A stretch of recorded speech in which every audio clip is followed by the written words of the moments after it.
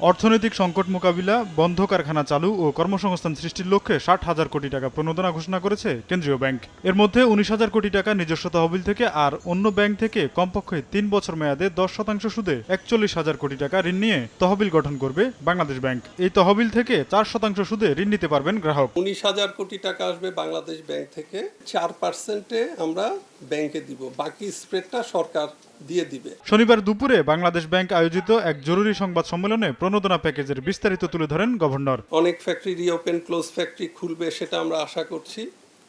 Agricultural boost হবে, remittance growth হবে, green investment হবে। প্যাকেজের আওতায় 41,000 কোটি টাকা দেওয়া হবে বন্ধ শিল্প কারখানা চালু, সেবা খাত, কৃষি ও শিল্প কার্যক্রম, সিএমএসএমই, রপ্তানি বহুমুখীকরণ এবং উত্তরবঙ্গ কৃষি হাবে।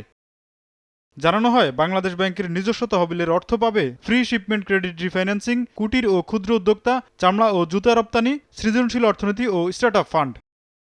এই তহবিলের মাধ্যমে 25 লাখ মানুষের কর্মসংস্থানের লক্ষ্যমাত্রা নির্ধারণ করা হয়েছে।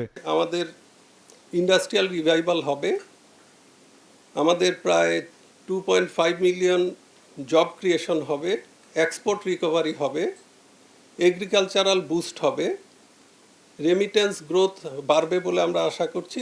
স্বাভাবিকভাবে জিডিপি গ্রোথও বাড়বে, গ্রিন ইনভেস্টমেন্টের পরিমাণটা বাড়বে, বিজনেস কনফিডেন্স আবার ফিরে আসবে। এর মধ্যে কৃষি ও শিল্প খাতে সর্বোচ্চ 9 লাখ কর্মসংস্থান সৃষ্টির আশা বাংলাদেশ ব্যাংকের। তোফাজ্জল হোসেন, সময় সংবাদ, ঢাকা।